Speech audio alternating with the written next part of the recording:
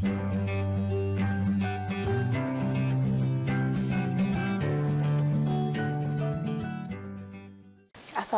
warahmatullahi wabarakatuh. Bertemu kembali dengan saya Reza Rezdiana dalam pembelajaran IPA.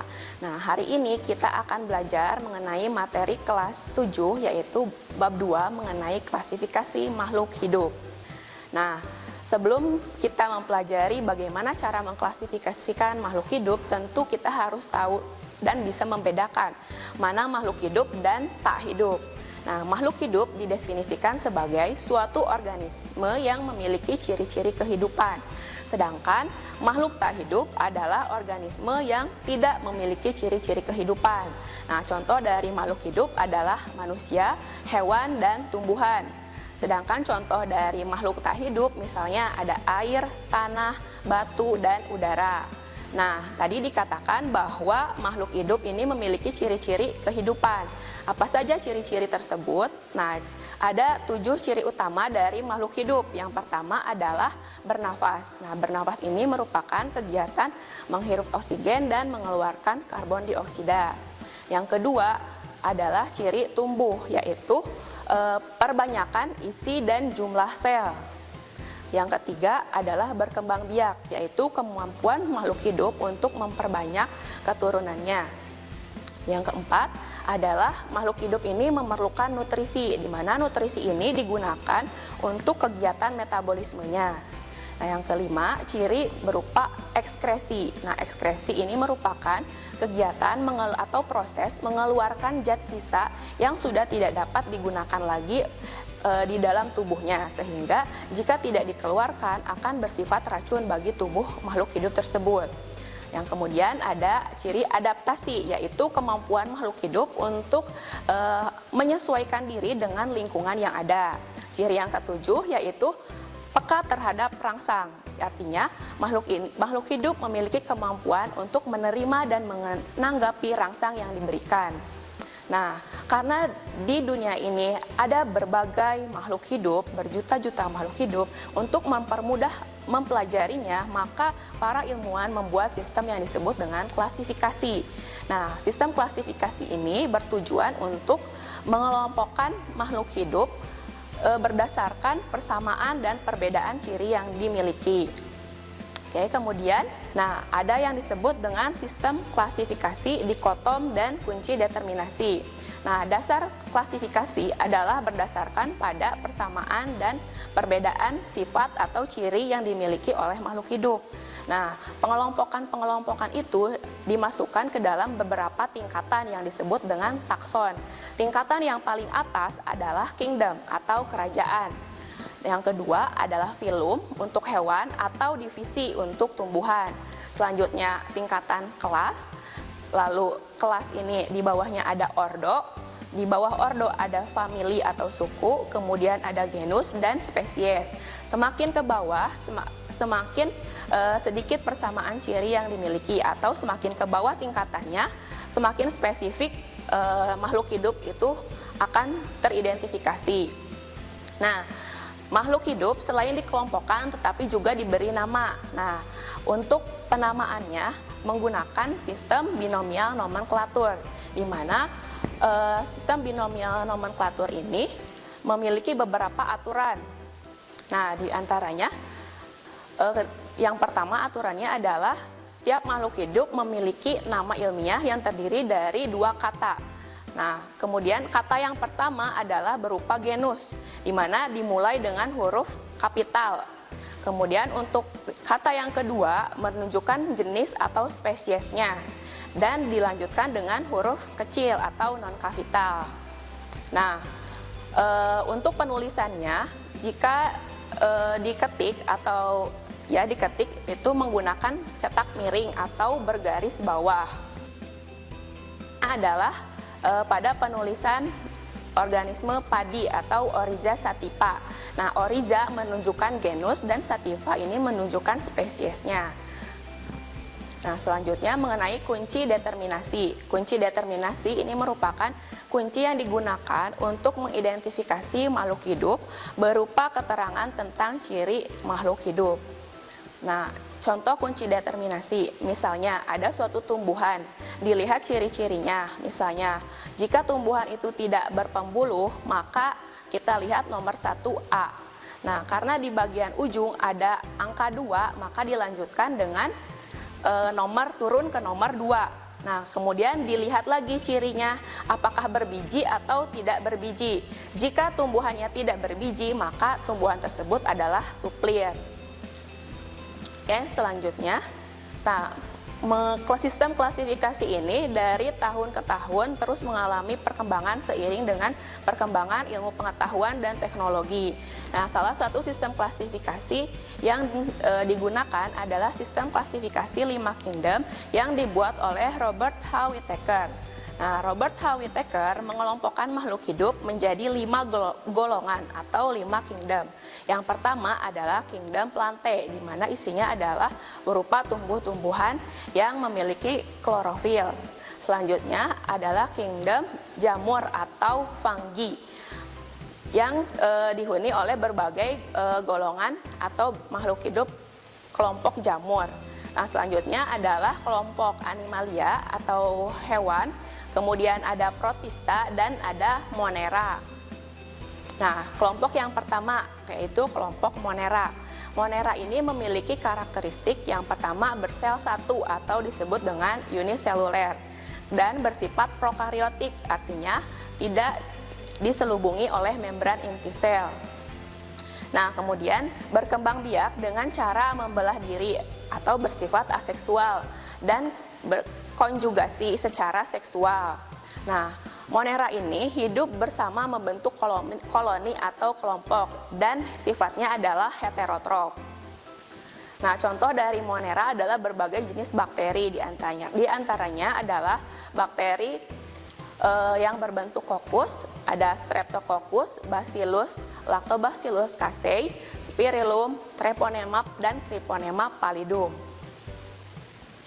Nah, selanjutnya ciri yang lain adalah dari kelompok alga hijau biru, di mana alga hijau biru ini merupakan kelompok yang memiliki zat warna atau klorofil, di antaranya ada Spirulina dan Nostoc comune. Nah, masuk ke kingdom yang kedua yaitu kingdom protista. Kingdom protista ini memiliki beberapa karakteristik seperti ada yang mirip hewan atau yang disebut dengan protozoa. Nah, berdasarkan alat geraknya, protozoa dapat dibedakan atas rhizopoda, flagellata, ciliata, dan sporozoa. Rhizopoda adalah protista yang alat geraknya berupa kaki semu atau pseudopodium. Contohnya ada amoeba dan entamoeba histolica. Sedangkan kelompok flagellata adalah protista yang alat geraknya berupa bulu cambuk atau flagellum. Contohnya adalah Trypanosoma gambiense. Yang contoh yang ketiga adalah ciliata, yaitu alat geraknya berupa bulu getar atau cilia. Contohnya adalah Paramecium. Nah, yang keempat adalah kelompok sporozoa yang tidak mempunyai alat gerak. Contohnya adalah Plasmodium tertiana.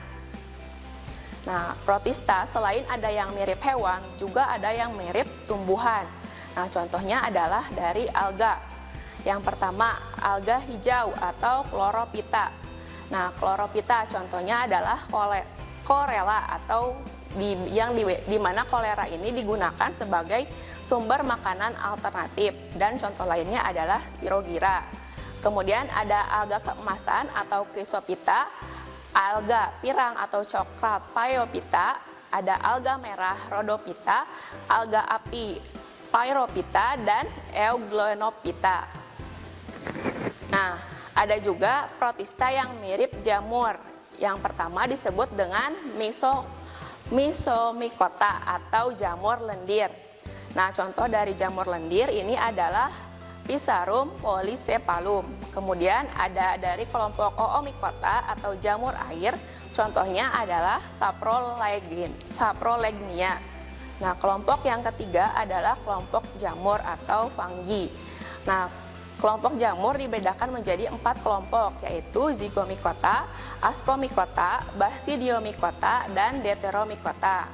Nah, zygomicota contohnya adalah dari kelompok Rhizopus oligosporus atau dikenal dengan jamur tempe. Kemudian ada Rhizopus stolonifer yang disebut dengan jamur roti. Nah, kelompok Ascomycota contohnya dari golongan Aspergillus. Kemudian dari kelompok Basidiomycota contohnya adalah Pleurotus ostreotus atau jamur tiram. Kemudian ada Auricularia polytricha atau jamur kuping. Dan yang keempat dari Deuteromycota adalah Sclerotinium falci atau penyebab penyakit busuk pada tanaman. Ya, selanjutnya yaitu kelompok tumbuhan atau plante, di mana kelompok tumbuhan ini ada kelompok tumbuhan berpembuluh dan tidak berpembuluh. Nah, kelompok tumbuhan tidak berpembuluh yang pertama adalah lumut. Nah, lumut ini dikelompokkan menjadi 3, yaitu lumut daun atau musci, lumut hati atau hepatice, kemudian lumut tanduk Anthocerataceae. Contoh dari lumut daun adalah Pogonatum ciratum. Kemudian dari lumut hati ada Rebolia hemisporica. Kemudian dari lumut tanduk adalah Anthoceros levis. Nah, dari tumbuhan berpembuluh yaitu artinya tumbuhan yang memiliki sistem jaringan pengangkut berupa sistem xilem dan floem, yaitu dari kelompok paku atau Pterodophyta. Nah, berdasarkan spora yang dihasilkan, paku dikelompokkan menjadi 3, yaitu paku homospor, yang paku heterospor, dan paku peralihan. Nah, kemudian tumbuhan paku dapat diklasifikasikan menjadi 4 kelompok. Yang pertama adalah Psilophyta atau paku purba, contohnya Psilotum sp. Yang kedua adalah Lycophyta atau paku kawat, contohnya adalah Selaginella caudata. Dan yang ketiga adalah Sphenotophyta atau paku ekor kuda. Nah, yang keempat adalah dari golongan suplir. Nah, selanjutnya ada kelompok Spermatophyta atau tumbuhan berbiji. Nah, Spermatophyta dibedakan menjadi 2, yaitu tumbuhan berbiji terbuka dan biji tertutup. Nah, tumbuhan biji terbuka yaitu disebut Gymnospermae. Nah, artinya bakal bijinya tidak terlindungi oleh kotiledon, sedangkan untuk tumbuhan biji tertutup, bakal biji ditutupi oleh kotiledon. Nah, Angiospermae dibedakan menjadi 2 golongan, yaitu monokotil dan dikotil. Monokotil adalah kelompok tumbuhan berkeping biji 1, sedangkan dikotil adalah tumbuhan yang memiliki 2 keping biji. Contoh dari monokotil adalah jagung dan padi, sedangkan contoh dari dikotil adalah pepaya, jambu, dan lada. Nah, untuk penggolongan hewan dibedakan berdasarkan ada tidaknya tulang belakang atau vertebrae. Nah, yang pertama adalah hewan invertebrata atau yang tidak memiliki tulang belakang. Yang pertama adalah Porifera atau hewan berpori, kemudian adalah Solenterata, ada Vermes atau golongan cacing, Mollusca, hewan yang bertubuh lunak, kemudian ada Arthropoda, merupakan hewan yang tubuhnya berbuku seperti serangga, dan Echinodermata yang merupakan golongan dari bintang laut. Yang kemudian untuk hewan vertebrata yang pertama adalah kelompok Pisces yang merupakan kelompok dari berbagai jenis ikan. Kemudian ada kelompok amfibi yang itu kelompok hewan yang hidup di 2 alam atau memiliki 2 fase kehidupan seperti kelompok katak ataupun kodok. Kemudian ada kelompok reptil merupakan kelompok hewan melata. Misalnya dihuni oleh golongan kadal, ular, dan buaya. Kemudian ada kelompok aves merupakan kelompok hewan dari jenis unggas seperti burung, ayam, ataupun bebek. Nah, yang selanjutnya yaitu kelompok mamalia, merupakan kelompok hewan yang menyusui anaknya. Nah, makhluk hidup tidak hanya ada yang berukuran besar atau makroskopis, tetapi ada juga makhluk hidup yang ukurannya mikroskopis atau sangat kecil sehingga sulit diamati diamati menggunakan mata telanjang. Nah, untuk mempermudah pengamatan maka dibutuhkan alat yang disebut dengan mikroskop. Nah, jadi mikroskop ini digunakan untuk mengamati makhluk hidup yang berukuran sangat kecil. Nah, ada beberapa bagian dari mikroskop. Yang pertama adalah lensa okuler. Lensa okuler ini merupakan lensa yang berkontak langsung dengan mata pengamat. Nah, mikroskop ada yang memiliki 2 lensa okuler atau ada juga yang memiliki 1 lensa okuler. Nah, kemudian ada revolver. Revolver ini digunakan untuk mengatur letak dari lensa objektif. Nah, kemudian ada jenis 4 lensa objektif yang memiliki berbagai perbesaran. Lensa objektif ini yang berhubungan langsung atau berkontak dengan spesimen. Kemudian ada meja preparat. Meja preparat ini merupakan meja yang digunakan untuk meletakkan spesimen yang diamati. Kemudian ada bagian diafragma untuk mengatur cahaya. Kemudian ada sumber cahaya berupa lampu. Ada lengan mikroskop yang digunakan untuk memindahkan mikroskop. Kemudian ada skala preparat yang digunakan untuk menggeserkan letak preparat bisa maju atau mundur. Ada makrometer dan mikrometer yang digunakan untuk mengatur fokus dari mikroskop. Kemudian ada pengatur kecerahan dan ada switch lampu. Nah, untuk cara penggunaan mikroskop, yang pertama adalah kita pasang dulu lensa okulernya. Kemudian setelah lensa okuler terpasang, kita atur makrometer untuk mengatur fokus ke objeknya. Setelah itu, kita atur lensa objektif agar untuk menentukan perbesaran berapa yang akan kita gunakan. Nah, selanjutnya mengatur kondensor untuk mengatur intensitas cahaya yang masuk. Nah, setelah itu kita atur letak preparat agar sesuai dengan lensa objektif. Nah, kemudian bisa mengatur mikrometer untuk memfokuskan kembali objek yang kita amati. Nah, demikian materi mengenai klasifikasi makhluk hidup. Terima kasih atas perhatiannya. Sampai bertemu kembali di video pembelajaran berikutnya. Wassalamualaikum warahmatullahi wabarakatuh. Kunjungi sosial media lainnya seperti website kami di pkbmalfata.com, Facebook PKB Malfata Manunjaya, Instagram PKB Malfata Official. Dan terima kasih telah klik video ini. Jangan lupa like, comment, share, dan subscribe untuk menunjukkan dukungan kamu terhadap channel ini. Enjoy the video, PKB Malfata.